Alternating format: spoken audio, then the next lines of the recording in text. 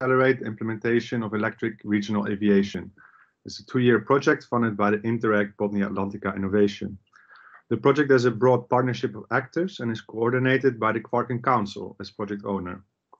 It builds on a long history of cross-border collaboration in the region and in different projects. And in this project, we're really looking at electric aviation in the Kvarken region, and it has the potential of effectively addressing some of the region's major challenges, such as demographic challenges, long distances, and the lack of east-west communications, as well as, of course, the global impact that we need to have to reduce greenhouse emissions. The aim of the project is to develop a method for an early and efficient commercialization of electric-powered regional flights in this region. It does not cover necessarily technological solutions or investments. Instead, you could consider it as sort of a forerunner project where we develop the background material to enable the region to quickly realize the potential of this new technology. The project will boost an early implementation and be followed by both other projects aimed at refining and further developing the outcomes and spin-off projects. So, of course, one important goal of this project then is to create the synergies that with other electric flying projects will develop the competence in this region and, of course, also in Sweden or Scandinavia and the world, and accelerate the implementation that we all want to see. As part of that, we are at RISE responsible for part of this in this project. We are responsible for the competence network that we will develop over the 2 years that this project runs, which of course includes the sharing of information into the project from outside, but also of course the sharing of the findings that we develop within the project to the outside world, to develop really a group of competent and interested organizations, institutions, persons that can together lift literally this kind of work further. So as part of that, we are organizing these seminar series regularly. The first one is today. So we're very happy that we have quite a decent turnout already.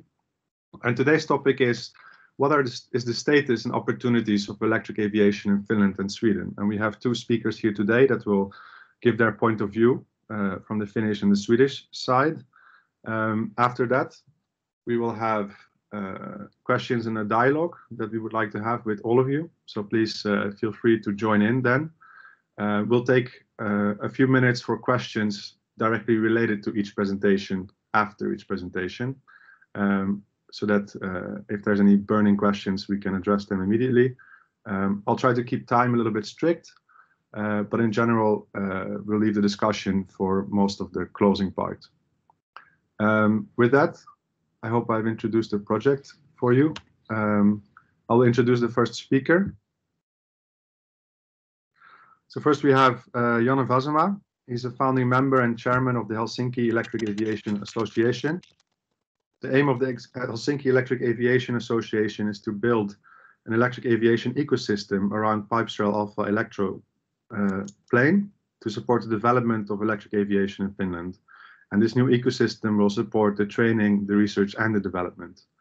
He is also a member of the electromobility branch group at the Technology Industries of Finland and has had many roles around electrical components and business, as well as being an entrepreneur since 2005. And when I was researching a little bit the biography of Janne, I also found that he's an avid hobbyist flyer, which is, I think, a nice contribution to state as well.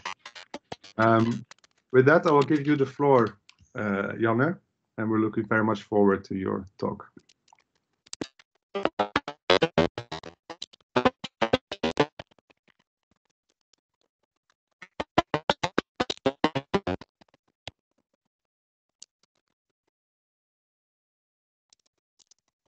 Sorry. One thing I forgot to mention that we would like to record this meeting. I think the recording has just been started. I hope everyone is okay with that. Please send me a message if you would like to address that differently. Thank you.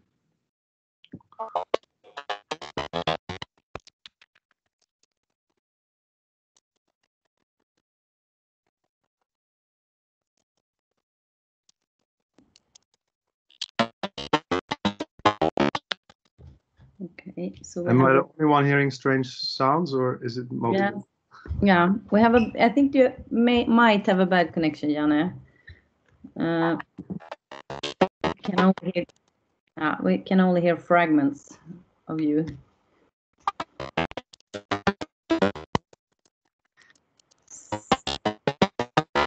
So still not good. Maybe you could restart your Teams, because it sounds really strange. It's like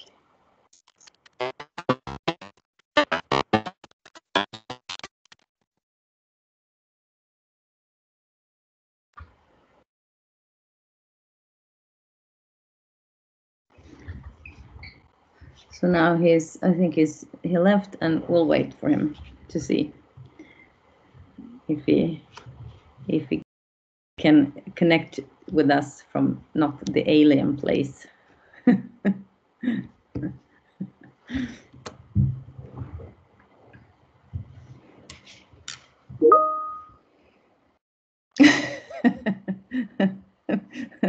No, it was not finished.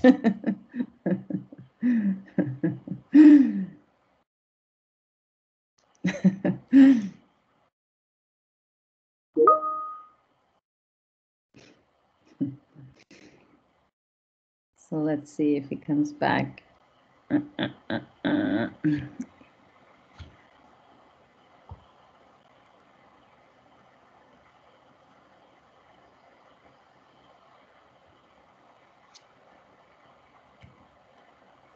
No, now. That's much better, Janne. Yeah, I think it was my new camera and the microphones. It's actually used 2 microphones, so I took the camera off. So now I'll try to. All right, do you see my presentation now? Not yet. Not yet, okay.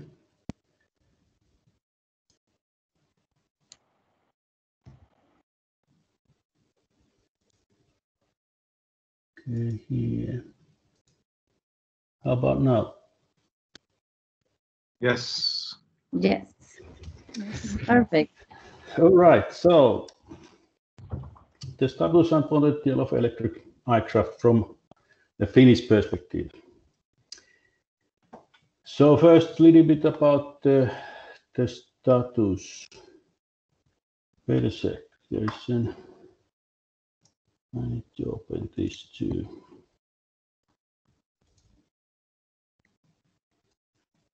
Okay. The status first. A couple of words about the Helsinki Electric Aviation Association and what we have been doing and what we are doing. So we originally founded in 2017, and the idea on then was flying. There were people wanted to fly electric and also studied the technology for electric flying. Nowadays, more and more our time we are actually using for promoting electric flying in Finland and trying to influence politics and so on. Right, we got the first this Alpha Electro in spring 2018, and we are using it for testing and promoting electric flying. At the moment, it's registered as a test aircraft, which makes some difficulties of operations, but we can get it as an ultralight aircraft early next year when the law will change about maximum weight of ultralight aircrafts. What we have also doing together with MAF Finland is this ecological and electric aviation seminars. We have had 2 of those already, and next one is 10th of March 21. And those has been very successful, and we have had very, very good speakers from Airbus, other manufacturers, flight companies, and so on. So those are very good. And the seminar language is English, so I'll use our Swedish friends are welcome also. At the moment, we are doing electric aircraft battery development without the university.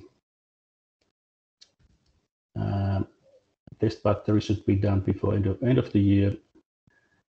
This is not battery chemistry, but thermal management of the batteries. Aalto has some patented technology for that, and we are now testing usage of that for aircrafts. In paper, we have been also looking for different kind of retrofit planes. For example, this skydiving plane moving Cessna 206 to electric for skydivers, and also glider towing planes. And those are only waiting to get the money somewhere to get things rolling. Also, one of our next year plans has been to make a hybrid power line for small electric aircrafts. All right, then looking at the more status of Finland, what we are going on in electric flying. We have here a few electric planes, 3 gliders and our plane, and then one of these Fly Nano, which is the red plane on the picture. It's actually probably not aeroplane because it's weighed under 75 kilos, and in many countries that don't even need any flying license. There is a company in Finland planning to make those. I'm not sure if that's a very good idea anyhow. And there is a project starting for 4 to 6 seat seaplane, electric seaplane, which is in a stage that they are looking for financing for starting the project. Pyhtää Airport, which was founded maybe 4 years ago, has been promoting themselves for future aviation and drone development and test center. They have had some success with that. And also, as you know, Finland is now buying some fighters for next generations, and one of the counter trades then what has been promoting is that whoever sells them, they should found a development center for electric flying in Finland, and Pyhtää has been very active on that. Let's see how things will go. I think this Kvarken project is top project in Finland right now for promoting this electric flying, and it will have a big impact at the end in Finland. A similar project is now starting with Estonia. Estonian people are more interested in having a eVTOL taxi service between Tallinn and Helsinki. Right now, I'm trying to expand that a little bit more also to the fixed wing kind of flying. And there is at least one startup operator which is looking for operate also small electric airplanes. Okay. And then what are the obstacles at the moment, what we see for getting the electric network in Finland, or electric flying network? One thing is the Malmi airport and city of Helsinki. As city of Helsinki tries to close down the Malmi airport And I think that there won't really be a good network, electric flying network in Finland if there is not a suitable airport in metropolitan area. And that is a one issue if they really will close the Malmö airport. Fast trains, I would say last 5 or 10 years there have been some kind of train fate in Finland. People and politics think that it's good to put billions of fast trains and trams. Even rail transport is very unflexible and most cases not even very fast. And flying has very bad image. Discussions of these flight tax, how polluting airplanes are, has given very bad image to flying. And even flying, it's not so bad way of moving. After some speed is the best way of moving. And in the future, the electric flying is probably the most ecological way of traveling. And then is this political interest. Politics should see the potential of electric flying and what we could gain being forerunner in electric flying.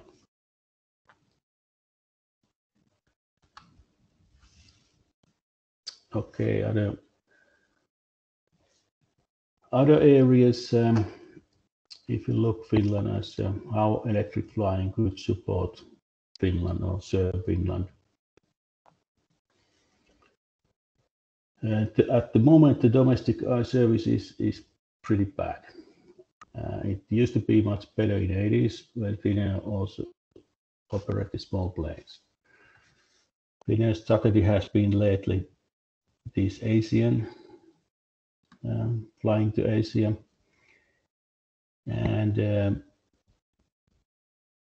well, they have been pretty successful in that, and at the moment they don't seem to have any interest of operating smaller than 100 seat planes. So that's we should get a smaller plane, or the operators which operate also smaller planes in Finland to expand the domestic service. And Finland, like other Nordic countries, we are pretty large countries, but not so many people. And a lot of are discussed that in Norway they need these small planes and the service because they have so many fjords and roads are difficult to build and so on. But okay, in Finland we have a lot of lakes, and at the end the water is similar on lakes than in fjords, so we could use these planes here also much more because of the big archipelago where there are a lot of islands where people live, and also as we have a lot of lakes. And the goals to be carbon neutral in 35 needs electric flying. And to build this fast transportation between cities would be so much cheaper to do by air than with these fast trains. I think that the fast train from Turku and Tampere to Helsinki, the cost was about 9 billion euros. And if you do 30 minutes electric air bridge to Turku and Tampere from Helsinki, I think the cost is some 50K. So big difference, and it's much faster. Practically Finland is an island. You can come by here by train from Russia, but everywhere else you pretty much come by airplane or then by boat. So we would need this flying, and the question here, what impact the cost-effective e-flying between Finland and neighboring countries would do the economy. And I think our project will give information about that question. But one thing what we will need is the city airports. In 70s and 80s, many cities moved their airport to 20 to 30 kilometers from city centers. And these electric planes, which are quiet and can use short, less than 1 kilometer runways, could operate very well near the city centers. And to get the service working well, I think that's something what we would need. And the cost of building those is probably similar than building a 1 kilometer of highway. So it is not a cost issue. And comparing the trail network is so much cheaper.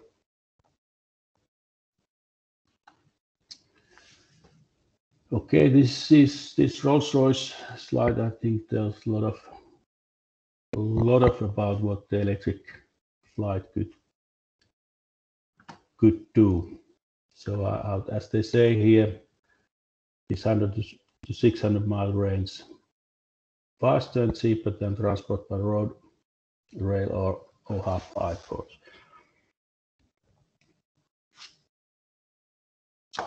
Something what we need to think about now is these airports,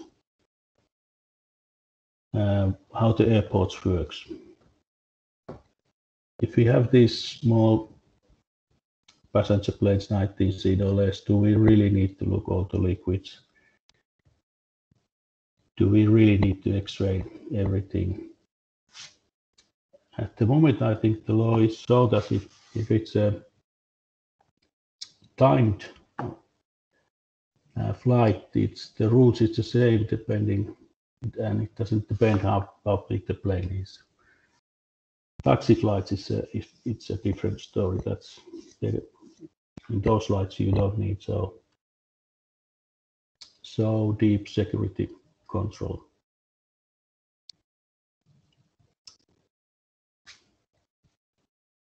Okay, and of course, rail is expensive and we subsidize it a lot. So going to air, we don't need that much to subsidize it. Okay, then I looked a little bit about what Visit Finland is selling. Before the corona, tourism was the fastest growing business in Finland. And this is what I find: the archipelago, Northern Lights, lakeland, and a lot of nature and forest and things like that. So how to get people on those places? How to get tourists on those places? One thing is to do as they do in Canada. One of the world's largest seaplane operators is in Canada, and it's this Harbour Air, which decided to convert its whole fleet to electric. So the weather in Canada is quite similar than here in Nordic countries. So if this works in Canada, why not here? And if you look map, basically almost all the cities are near water, even sea, lake, or larger river. There are only very few towns or cities which are complete inland. So maybe even traveling between nearby cities, and of course taxi flights for tourist places and so on could be done with electric seaplanes or waterplanes.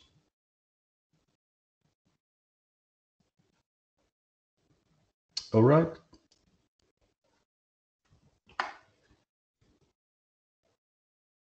I'm done. So, questions? Thank you, Jonna, for this presentation. I think we can take a few minutes for direct questions. So if you have one, please use the raise hand function so we keep it a bit organized. I see Lars Westin already has one, so please go ahead, Lars. Thank you, Jonna. Very interesting. My question is, you had numbers there. You have the distance where you said electric air would be competitive, 100 to 600 miles. So that is English miles, if I understood right, or? So it's, yeah, I believe it's English. It's 160 kilometers up to 960 kilometers. Yeah, it was not my number. It was Rolls-Royce is one of the big players in electric flying in the future, and I think the 600 miles is looked for next generation. Oh yeah, flying. Yeah. So it's not current that they can. Okay, thank you for that application. What would you say? You mentioned the price of 1 kilometer runway. That's equal to 1 kilometer highway. You say. Do we have any figures for that in Finland to compare with? What would it cost? No, I don't. It was just thinking of if you build 150 kilometers of high-speed rail, or then you just need to build a 1 kilometer highway. Yeah. It's just cheaper, a cost comparison. Yeah. It's cheaper, but okay, you don't have a. Yeah, I don't have exact number how much that would be. Okay, I have more questions, but we can. Well, you can ask one more, and then we'll go to Arne. Okay, you talked about. I mean, one distance that it would be competitive is, of course, Estonia, Finland. That is around. What is it? 90 kilometers something. Yeah. Is there any yet currently competing with? Is it Finnair that does the regular? Yeah. There are flights from Helsinki-Vantaa to Tallinn with the big planes. Only big plane.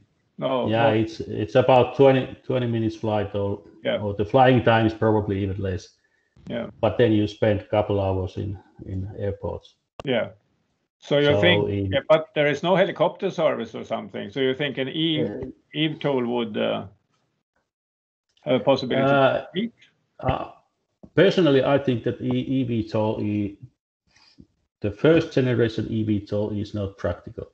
No, it's too long. There will be only few eVTOLs who even could fly 100 kilometers, and then the charging time will be pretty long. They have decided to fly like 30 kilometers in 10 minutes, and then you charge it 5 to 10 minutes, and then you're on the next flight.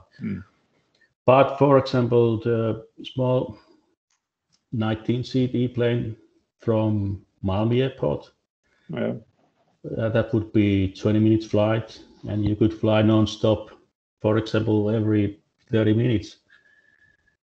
And I think that kind of service would work very well. Or doing that like it's actually started in early 30s, which was a seaplane going between Tallinn and Helsinki. So, and if the winters are similar than last winter, you could even fly a whole year by like that. Okay, interesting. Thank you. Great, Arne, can you?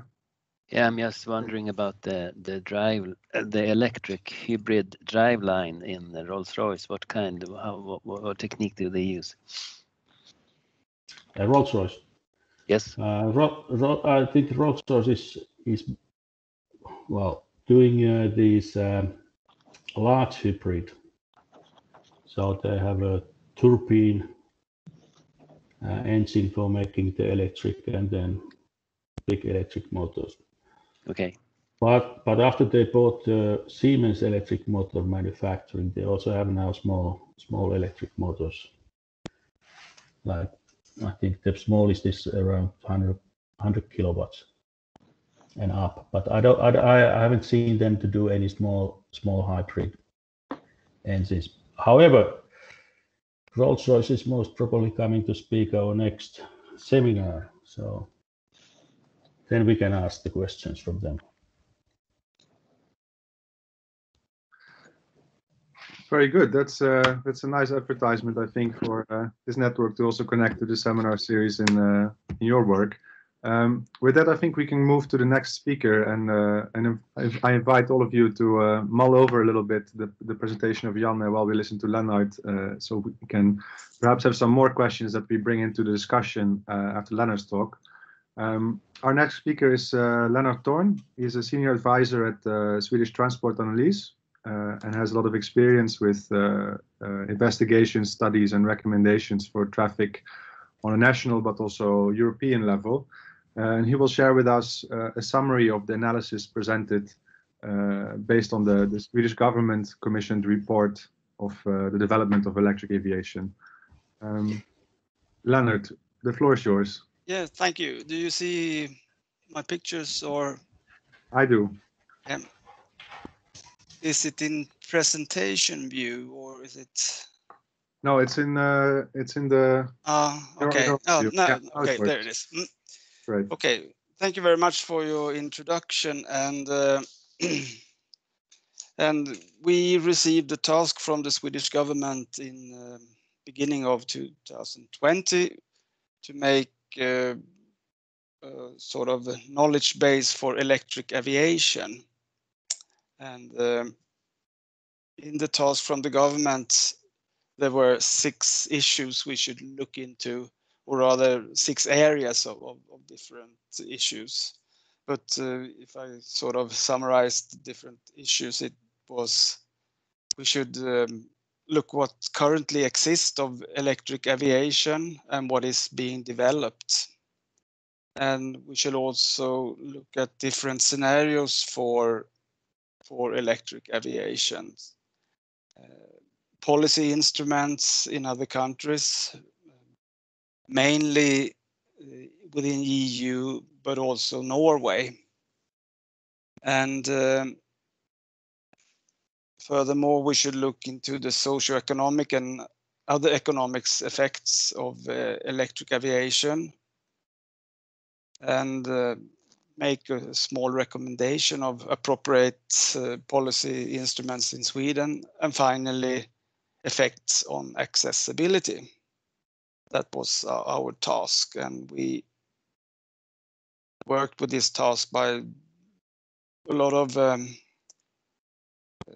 meetings with actors within the sector. We read a lot, both publications, but also news reports to see what's going on. And ICAO also has a database with electric aviation projects. That there were our main sources for our work. In the task, it said it should be aircrafts, and we made the restriction that it would fixed wing aircrafts with electric propulsion, where the current either comes from battery or fuel cells, as well as hybrids in which either of these 2 energy sources were included. So turbo electric plane, where all the current comes from the turbo engines, wasn't included in our study.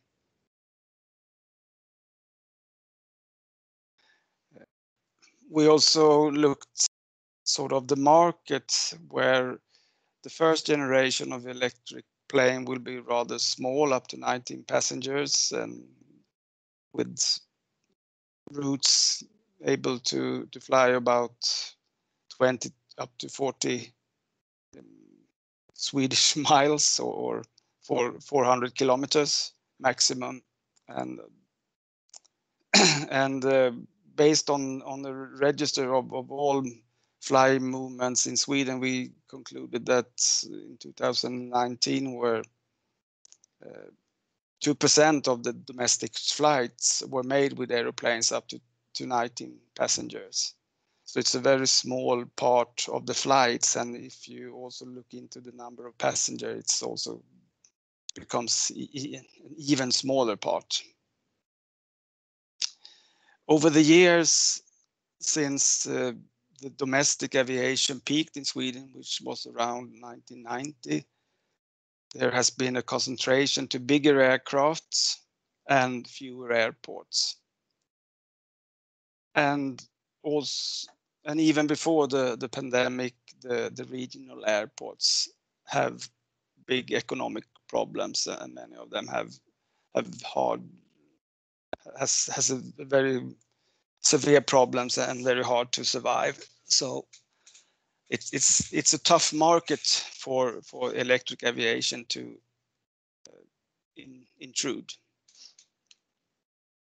If we look upon what's flying and what is planned, and here was our major source for this was the ICAO database, but also contacts and we had with all the different actors within the sector, and also business analysis or reading newsletters and these things.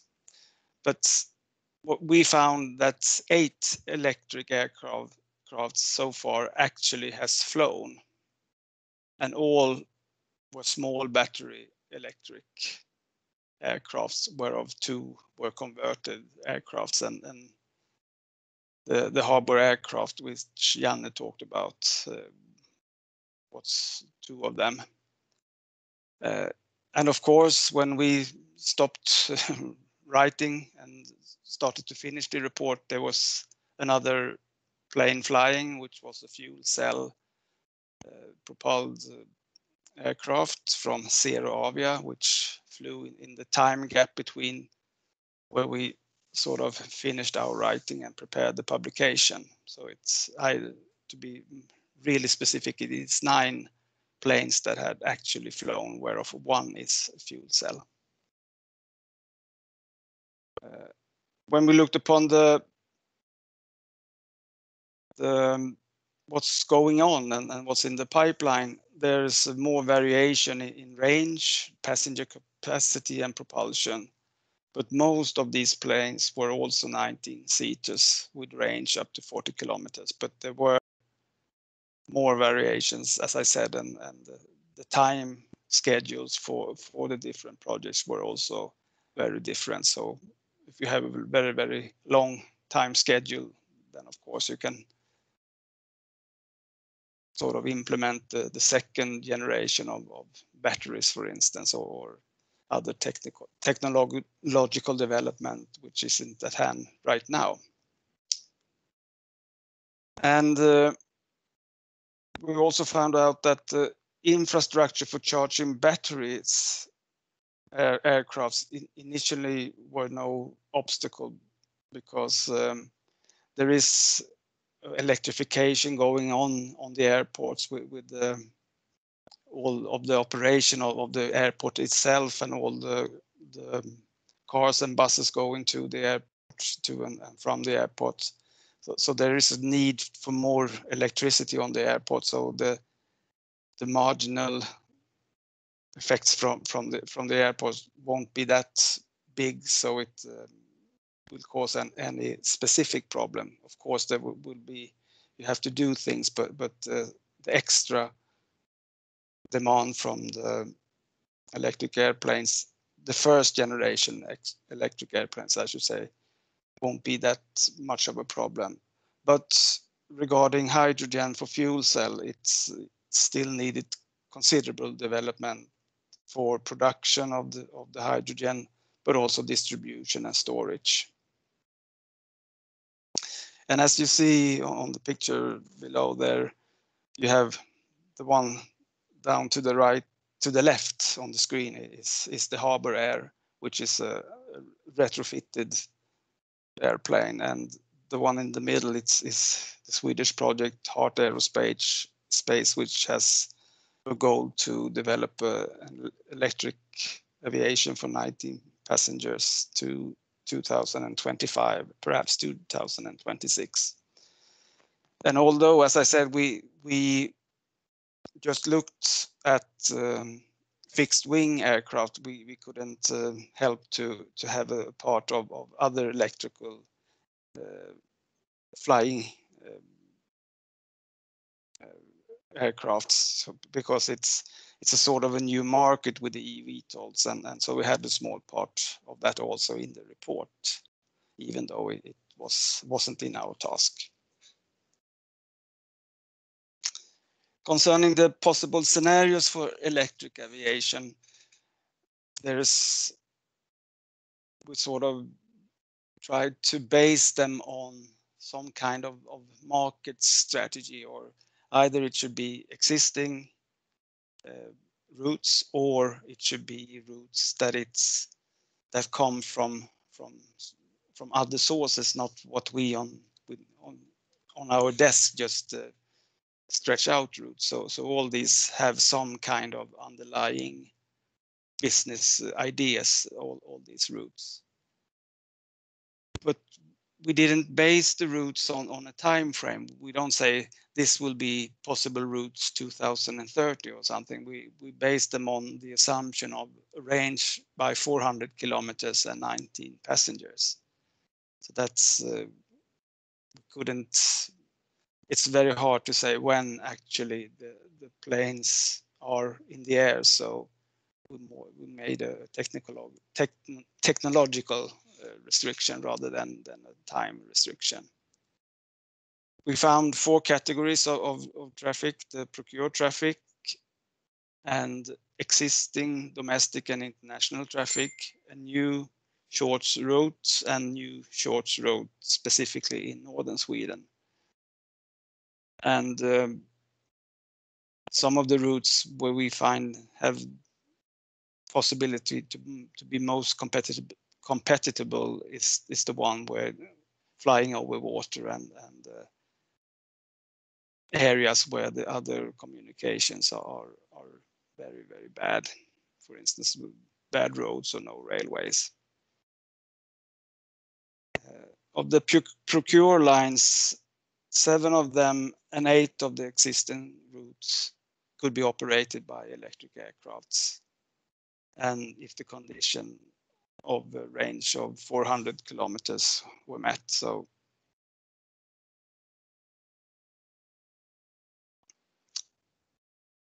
and we should also look upon the socioeconomic and other economic effects. And we made some calculations of our own based on the information we could retrieve. It's not easy to retrieve information on costs for electric aircraft, so we have to make some broad assumptions.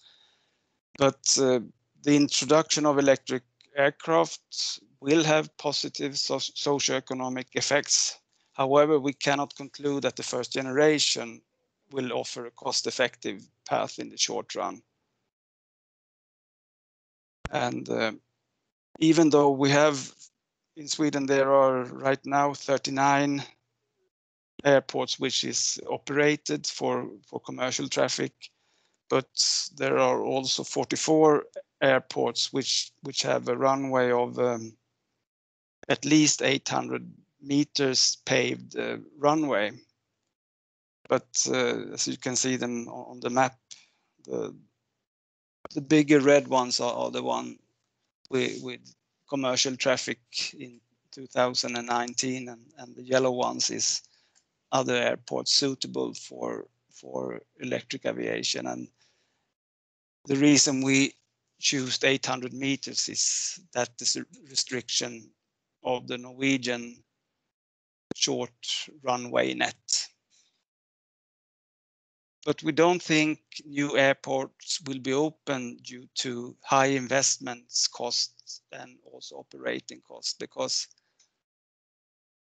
it's not in very densely populated areas, so there's not so much demand for traffic, and the costs shall be distributed to a relatively small number of passengers, maximum 19. So it's hard to make a good business out of in new airports. So we believe that the new routes will be operated from existing airports. mainly small lines, airlines operators will be affected because, as also Janne said, mentioned from Finland, that Finnair doesn't operate any small aeroplanes anymore, and it's the same for the domestic flights in Sweden. So the big companies doesn't run these small planes. So and as they are small, they don't have so much money to spend. So the financing of new aircrafts will be a severe problem for the companies to buy the planes.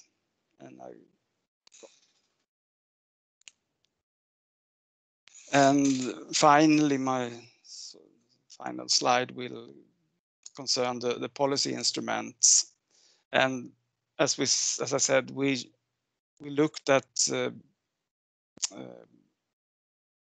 policy instruments within the EU and in Norway, and we saw there that Norway has a strategy for electric aviation, and we thought that strategy was very wise. It was sort of the figure down below is a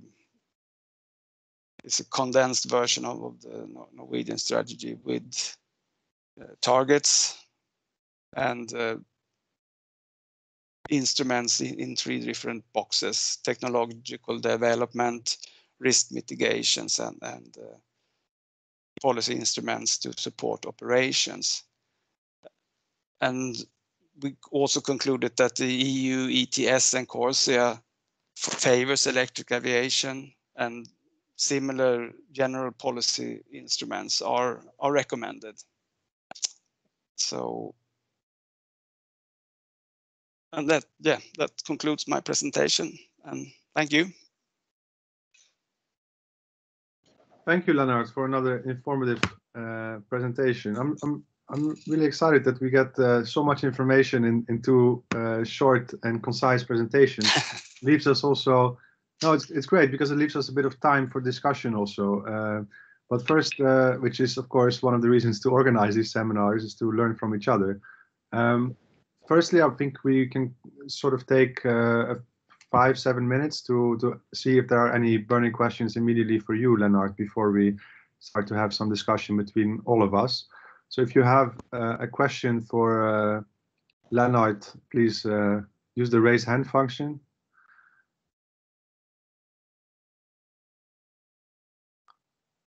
If there's no questions just yet, I can maybe ask.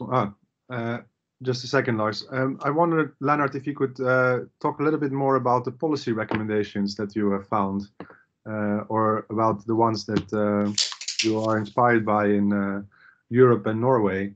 Mm-hmm.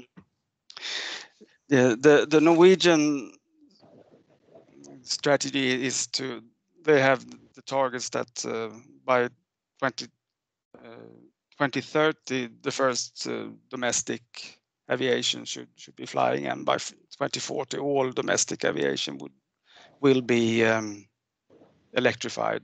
And they had, as I said, the instruments in 3 different boxes,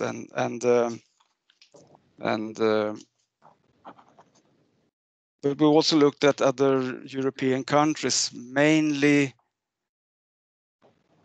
France and UK, Mm-hmm.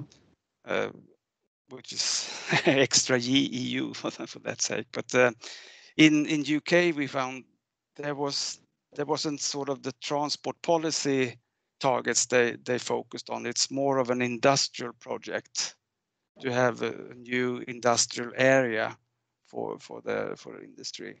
But in France, with their large aviation industry, they have given a lot of support to the aviation industry, but have also set up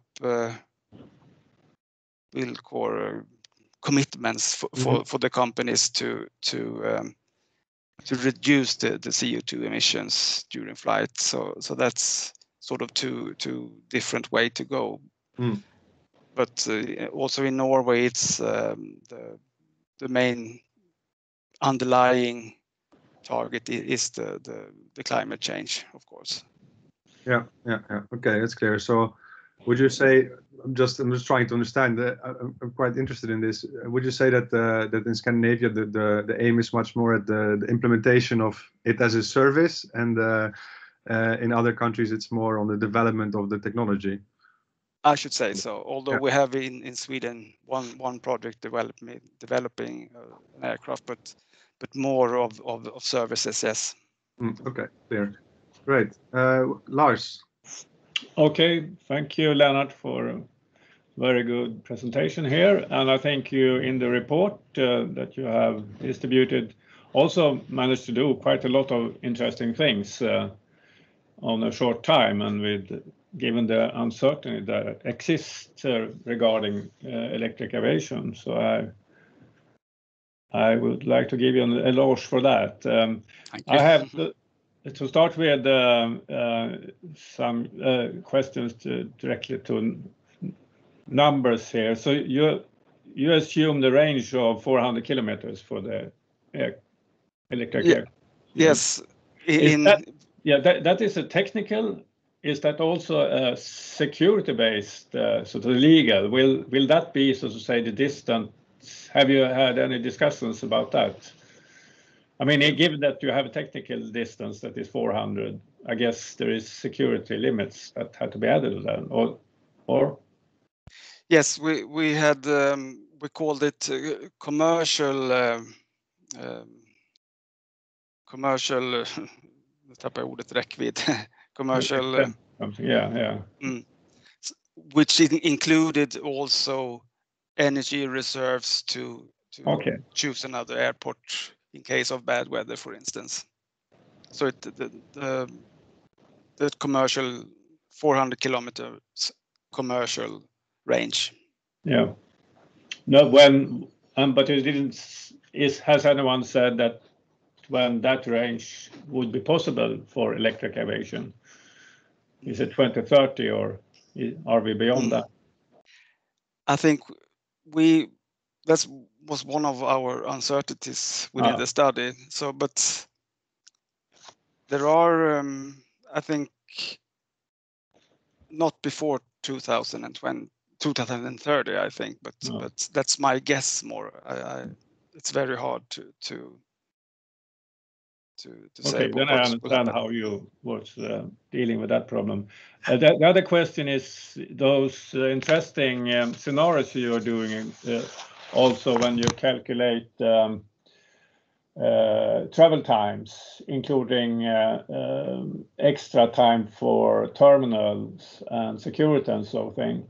Then you're a little unclear, so it would be interesting to know if you have a more detailed data for that. It's in the. You understand what table I'm? I'm trying to find the table here in the report. It's table 5.1 in the report. Okay. Yeah. So, but you generally say that you reduce the travel time by 30, or you increase it by 30% compared to conventional air, but you never mention any speed. For the airplanes? For neither for the conventional or what we assume will be the speed for the electric aviation.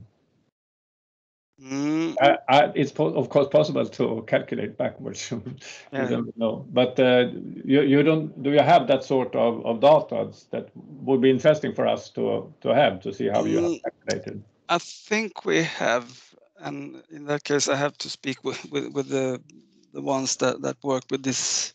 Yeah. With this material. So okay. I'm just raising that. That's a little unclear when one reads your report. And also that I mean it is very important the time on terminals, so to say. You add 100 minutes for security and so that is an open question. Some of those will not have security, and some has security when they start, so to say. So it will be important where the security time will be spent when you switch over to larger. If I understand it, at the airports they call it dirty passenger and clean passengers. Okay. The cleaning of passengers. But you haven't done any simulations. No, we made our one basic assumptions, which we used on all different scenarios. Although it of course can be different, because if you go into an airport where you should take another plane, then you have some other issues with the security. But so if you fly in between two small airports with no other aircraft, with no continuing air aviation, then it's another thing. So. No, so but I have more questions, but we can allow others to talk also. Thanks, Art. Well, I'm sure we'll come back to you very soon. I see Risto has raised the hand. Please feel free. Yes, hi. Greetings from Bucharest. Regarding this airport, selection of airports, as a commercial operator now, all airports usually have to have, well, first of all, they have to be surveyed beforehand. Well, that's not a problem, but they need to have fire and rescue services available. So you have all these, like in Finland, we have all these small airstrips here and there, and people talk about, yeah, let's fly to them. But in practice, you need to have that fire service there. That pretty much rules out, well, this is not just my opinion, but something to look at in this whole picture. The other thing is, talking about the range, I used to fly ATRs for Finnair, and sometimes we would depart from Helsinki, and the weather was bad all around the country. The only alternate airport for us was Helsinki. So we'd fly to Jyväskylä or Kemi, wherever, and the alternate airport was 300 miles away, 500 miles away, which means that your range has to be 1,000 miles if you're flying 500 miles out. So you have to be prepared to come back, plus reserves. So this 400 miles, on a good day, it's enough, but on a bad day, it's not. And then if you're planning commercial operations with this kind of uncertainty, I just want to raise this issue already here, that these kind of things need to be also considered in countries like ours, with weather like ours. It's can be a problem. Just to highlight some things from the operational side. Thank you. Yeah, I can make a small comment concerning the airports and the cost for security and firefighters and these things, and that's one of the reasons why we don't believe that there will be any new airports, because these costs that you have for these operation costs, but also some investments you have to make, will be too high to allow new airports to open. So there, I think we look upon this issue in the same way. And concerning the range, we made an assumption that it is 400 kilometers commercial range, which then include also reserved for alternative airports. And we didn't have the possibility or the competence to say when it will happen, because it's so much technological development included in that. So we sort of made this, when the technology is prepared, then it's possible. Yeah, just to add to that there's also the problem that if we have to use an alternate airport that's not the standard in the standard network, then how do we charge the plane? Usually it's easy to find fuel, but charging should be available pretty much everywhere within the within the network. So very nice to have the operational perspective also brought in, Risto, the very clear and pragmatic things that we need to worry about. I think it's really nice that we can range the discussion between things like policies and operational concerns very practically. With that, I think I would like to invite everyone to start contributing to this discussion. I know it's difficult to do on Teams. We are not in the same place and we don't see each other, but please don't be shy and raise your hand if you have a thought or a question. I could start it off with one that I have for both Lennart and Janne that I've been thinking a little bit about this morning. I was thinking about infrastructure, on one hand the airports that we have started to discuss, but also the connection to other forms of transport. I think both of you discussed also there's a way to look at the competition of different modes of transport, but also opportunities and synergies that can be found. I'm quite curious to hear from both of you any thoughts you might have on the connection between these sort of short-range electrical flights and existing other forms of transport or new forms of transport that could be added to complement the network that we are forming.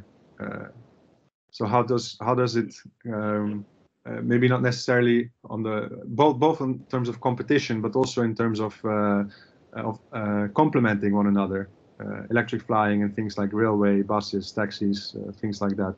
If you have any thoughts on that.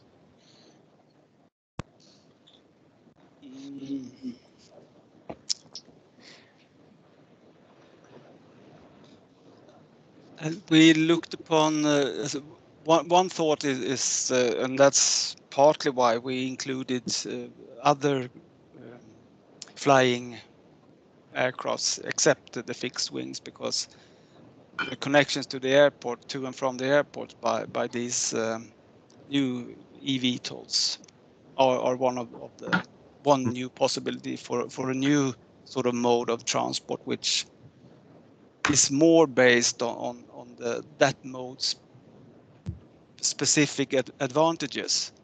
In concerning electric flight, the plane shall enter a market which is very developed, but it's very interesting also this other market that sort of naturally grows. And but we had one issue that we had to think about is there is an electrification of the other modes of transport also, which made it hard to, or we had to handle that when we made our socioeconomic calculations, because if we are, and that's what's one of the problems we had when we didn't have any time scenarios with times, because if you said the time, this is the scenario for 2040, then you can assume that in principle all cars and buses will be electrified, but whether it's a scenario for 2025, it's not the same thing, and that changes the outcome of the calculations. Clear, yeah. Yeah, how I see the thing is that this small electric fixed-wing planes will be mostly for traveling between cities, and with the fast transportation between cities. Why I also think that there will be new airports, not in 30s, but coming on 30s, maybe 40s, and of course it will mix with all other way of transportation. One big thing in air transportation has been that in long time it has been thinking that air transportation is the only way of transportation where users has to pay all the costs, including infrastructure. And now when we look what kind of money people are for rails, fast rails. If we put 10% of that money to build the infra for electric flying and support it to get it starting, we would get faster and better working infra with smaller money than with these fast trains.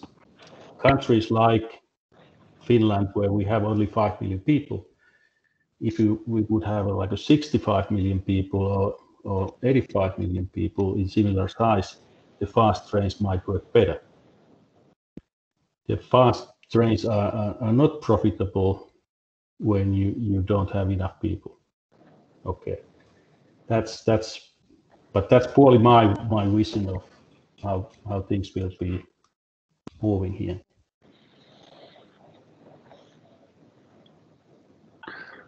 Thanks. Yeah, I think it's quite interesting, this new technology opening up a very different way to look at flying, but then also having us sort of reimagine the mesh of networks that we create within our regions, which is obviously a very difficult topic to address, but one that is also super interesting, at least to me. Risto, did you raise your hand to make another comment, or was it still left from the earlier one? No, too many buttons. Okay. Do we have any other thoughts? Would someone like to share something about what you've been thinking about this morning? Lars, can always count on you, I think. Yes. I think this, with the security thing that Risto brought up, is interesting. I have no idea. So if you have, Risto, how is this discussion about seaplanes and such things from I mean, the regulation, we don't have much commercial seaplanes in Sweden. It was this comparison with Vancouver and so. What would that imply for the security or the possibilities to land everywhere with a commercial seaplane operator? No, those operators are exempted, I suppose, still. Actually, I don't know the latest regulations because they seem to be changing all the time, but people are operating seaplanes in the wild, in the bush, also in Finland. So it must be possible to do it like that. So there must be some kind of exemptions. I think it's to do with the size of your operation, the category of your operation. So yeah, that should not be a problem. I think the rules are that for airplanes with the maximum takeoff weight of 10,000 or more, if you less than 10 ton, you don't need security controls. So I think the most hydroplanes can. Okay. Yeah, that's the other thing. The security check, the air side and the land side, water side. But yeah, I think we were also talking about the fire and rescue services requirement, which obviously for seaplanes doesn't apply. It's a small one. Okay, thank you.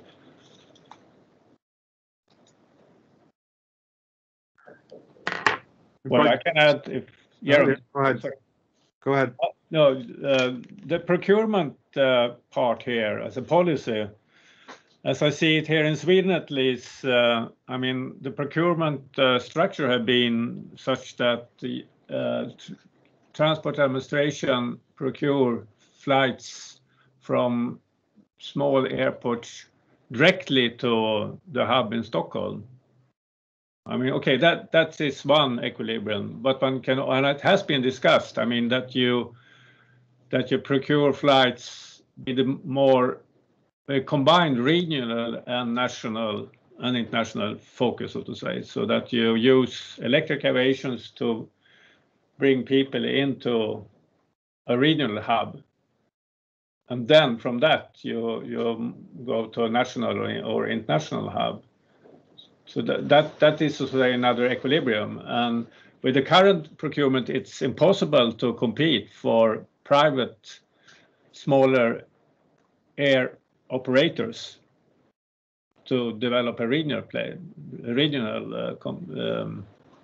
network, so to say, because of the procurement directly to Arlanda. And those comes into Arlanda on the, so to say, high season at 7, 8 o'clock in the morning and compete with other about landing times and so on. So it would be interesting to analyze a procurement system with regional hubs that could be more efficient for electric aviation. Have any thoughts about that? Perhaps Lennart is the most. Yeah, we had in our scenarios and with one of the aviation companies we talked to, they saw the possibility of having lines or routes from the inner part of northern Sweden up to the cities on the coast in order to sort of make them a network where the airport, whether it is Umeå or Luleå or Örnsköldsvik, or can be the hub for a network from the smaller cities within the inland of the northern part of Sweden. So that's a possible scenario, which at least from the one's business on so.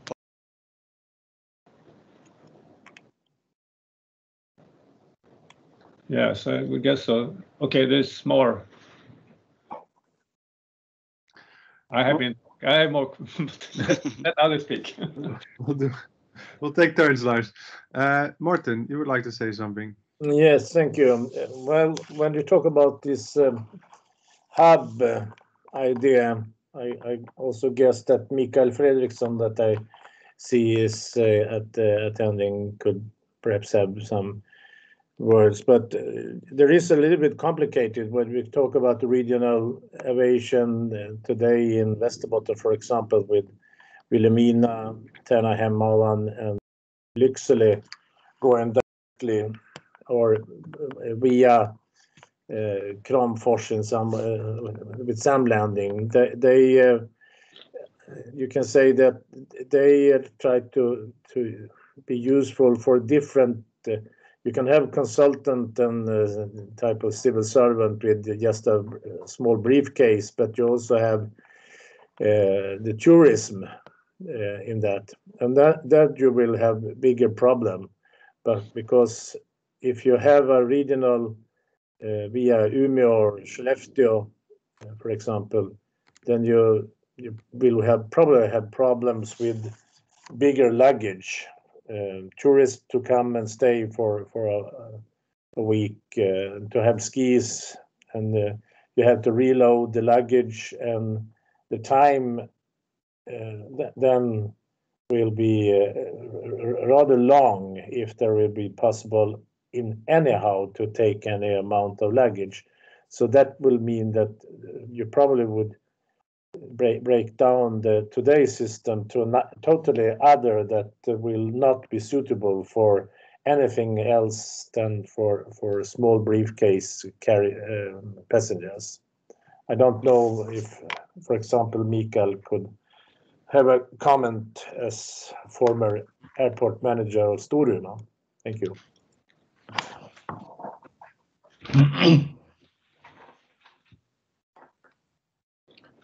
Go ahead, Mikael, if you would like to contribute, add something to that.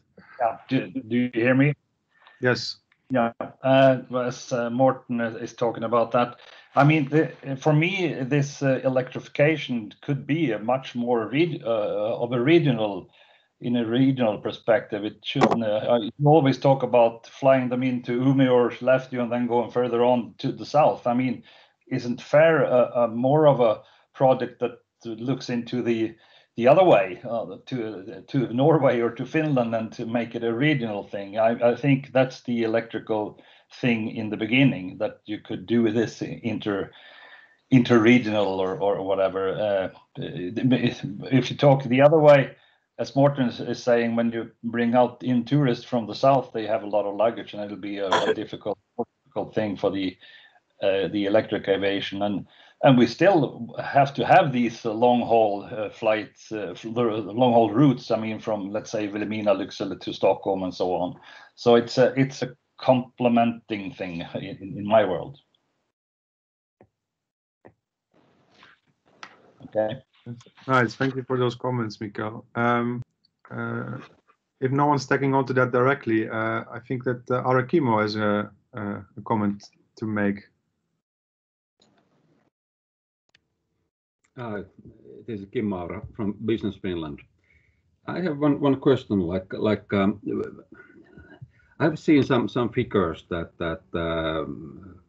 at least in Finland, more than 30% of the operation costs of the airport are related to air traffic controller. And if you're speaking about those more regional airports, how do you see, if you're using those more, will that increase the demand for remote ATC towers and remote control of air traffic? Are those two things related, electric aviation and air traffic controller?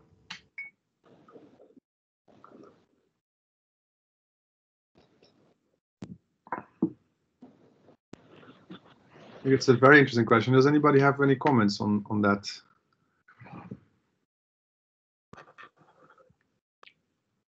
Wouldn't Mikael have it because he's dealing with remote? Okay, I can answer or say something about it.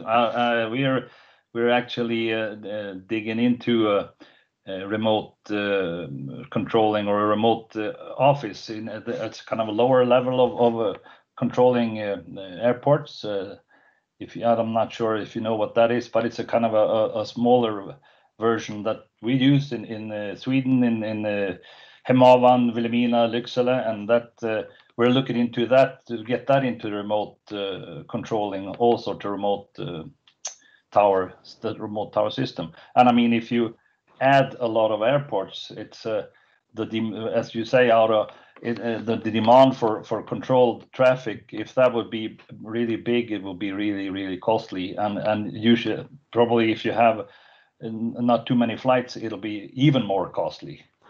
So it's you have to look into all these kind of digital solutions as you could ever possibly imagine, and not just for remote tower. It could be in security, whatever. If you get bigger airplanes than 19-seater, you'll get into security also. So that'll be a lot more on the airports, that too. Okay. Thank you.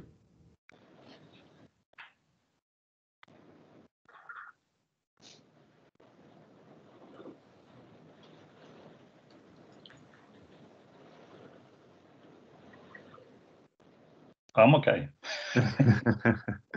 Yeah, I'm trying to see who else would like to say something. Lars, go ahead.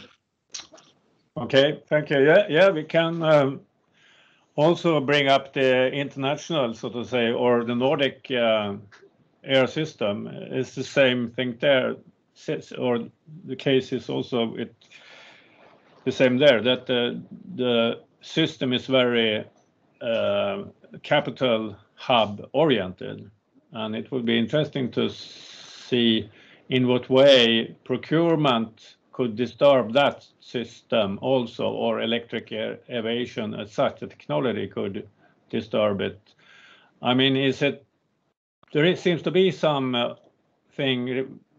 routes related to Åland that is procured that crosses national borders.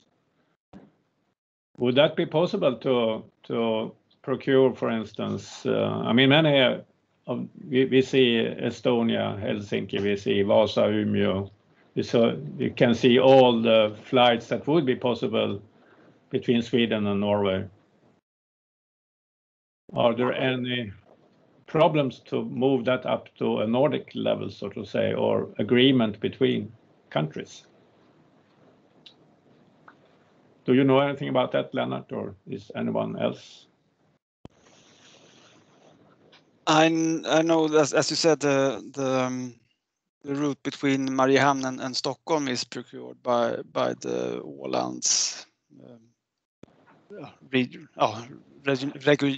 the regional organ for Åland, and Trafikverket, the Swedish Transport Administration, perhaps they have in their annual letter from the government, they have a task to look upon the possibilities to diminish or decrease the emissions of CO2 with the tool of procurement, and that includes also to look upon electric aviation, and they shall report this in the beginning of December this year. So interesting, don't it? I see Morten would really like to add something to this as well. Yes, for a couple of years ago, I was discussing with this in Brussels with the DG competition, whether there would be any obstacles, at least with the European Union countries, I think EES too. And they said that, well, it's no problem if you follow the rules, the state aid rules and the notification about that you set up for the PSO, public service obligation, then it's not any problem. But then they come back that it's a question for the national authorities whether they want to be supporting in a PSO or not, and how that is divided between different, especially countries. And I think this is interesting in this issue anyhow, because as Lars Westin, you have done some work about the border crossing and infrastructure and how to the interest to make up better communication east-westwards in the Nordic or in other countries, perhaps in the European Union, to go beside the capital system. This is an interesting question, and to be raised on, for example, the Nordic Council. This is very important because today we have a system that is, at least it takes very long time, and it doesn't benefit border crossing cooperation in any way. So this with the FAIR project, it could be lifted up also, the possibilities to for example, which is very clear over the Kvarken Strait, to have a connection that complement the ferry connection, of course. But this would be very interesting. Thank you. Nice point, Martin. Thank you. Matthias Lindström, I see you've raised your hand. Yeah, thank you. Matthias Lindström from the Kvarken Council, and I want to add to what Morten was already talking about, because this is a very interesting question, especially when coming to cross-border traffic.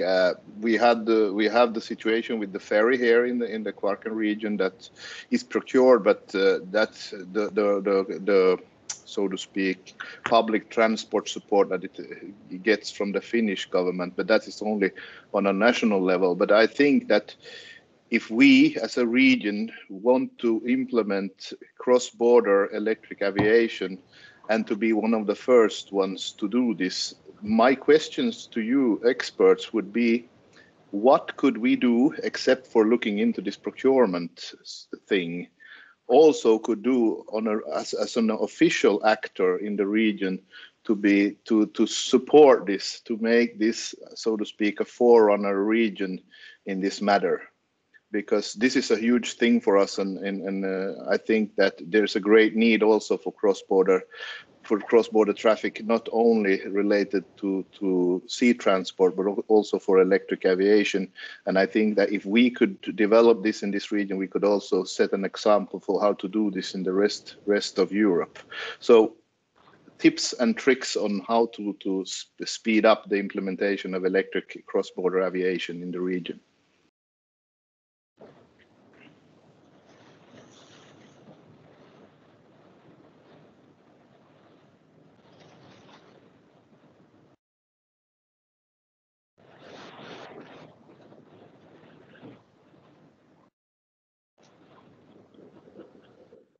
Leonard, Janne, do you have any genius insights? Just No. off like that? No, I'm sorry, not on that issue. I'm sorry. What is the biggest breakthrough? Maybe is one way. I'm just trying to see how we can address this difficult question, but very relevant question. Is there a big breakthrough that we are hoping for that would really help? Jerome, if I can add a comment to this still, yes, because Morten and myself, we have had discussions on this matter several times. And one thing that we did in the ferry project was that we took our own initiative and formed, for example, this ferry company that ordered a ferry to start trafficking this to get it up running. And one idea could be, with the support of the region and the nations and also the European Union, to so to speak, form a company that starts flying this to see how it works in practice. And this is something I think we could do, in my opinion. I don't know. I would like to have comments from you guys. But would this be a thing to push this forward?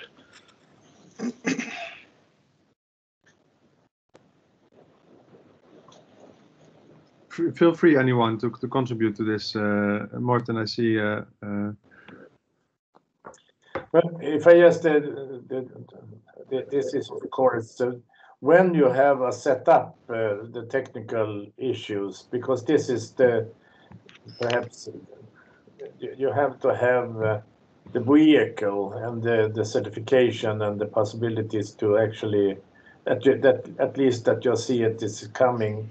Then you have two possibilities, I think, that to stress the issue, because that we have a really good case to say that we could use the over Kvarken, which is rather good because you have rather easy connections with the airports. When we talk Umeå and Vasa, you can also bring in Skellefteå in this discussion, I think, because of the Northvolt and the connecting the energy cluster in Ostrobotnia and Vasa, together with Northvolt, could be interesting to stress the issue, either to set up a pilot that test it in the way also the possibilities for a PSO in a triangle or a by PSO, or that you get support for the of Kvarken to set up the test to see how it works, and then see the benefits of it, and then probably you have to see a possibility of a PSO in the future if the economy is not in the way that the regions by any hand regions and cities can afford to make the subsidies if needed. I guess there perhaps should be needed, but so you have two ways, but to use the technique and go for a PSO, or use the technique to go for a pilot, I think, and perhaps other ideas.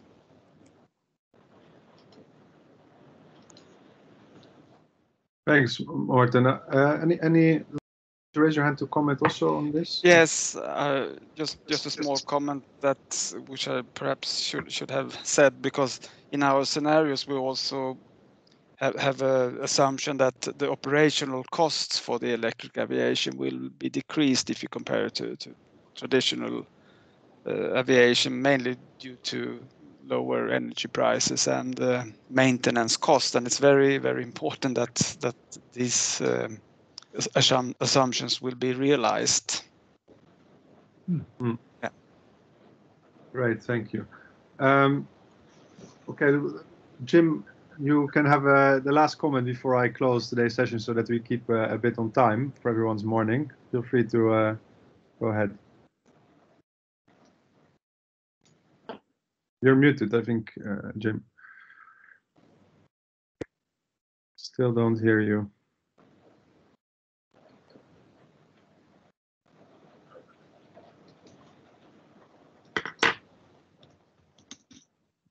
there's some technical issue. Could you try the chat otherwise, perhaps?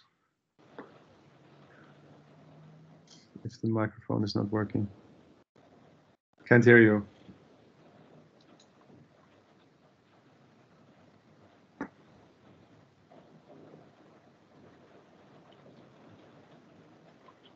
I see you are unmuted now, but we still can't hear you.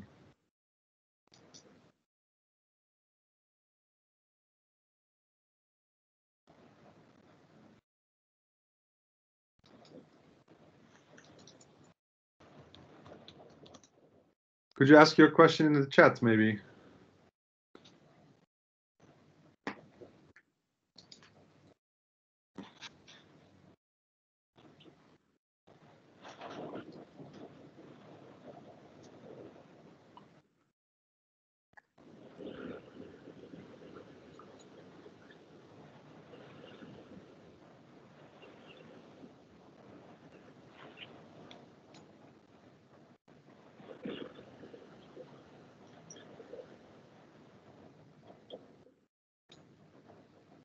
Just while Jim is looking into this, I could maybe add something. I think Matthias, your question and Morten and Lennart, your answers, I think are super relevant for our project and for many of the challenges we are facing.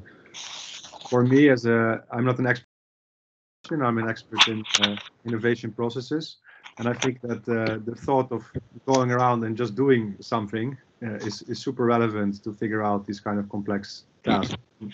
Maybe this is a question that we can come back to in the future in seminars to see also how different answers and time changes our perception of what we can do there over time. I think it's maybe a good closing for future seminars as well. Jim, did I hear your microphone just now? Afraid I still can't hear you.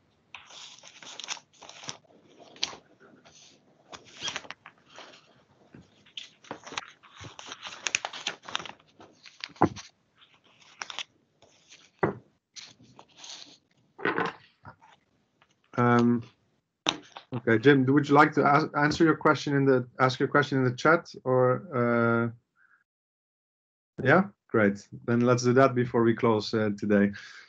We're going only a little bit over time then.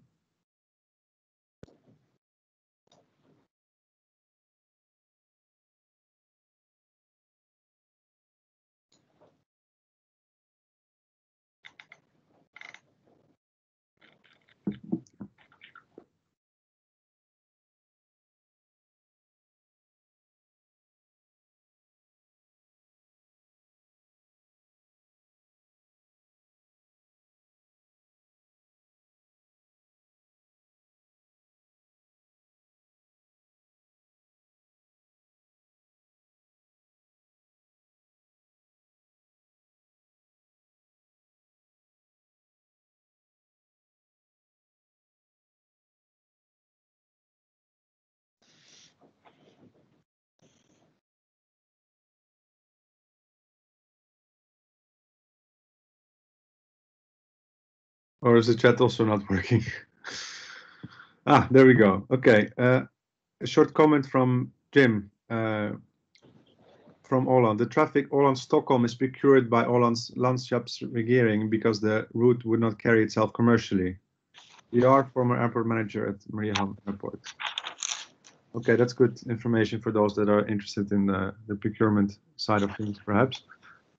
Thanks for that, Jim. Sorry about the technical difficulties, but hopefully next time they will be not an issue.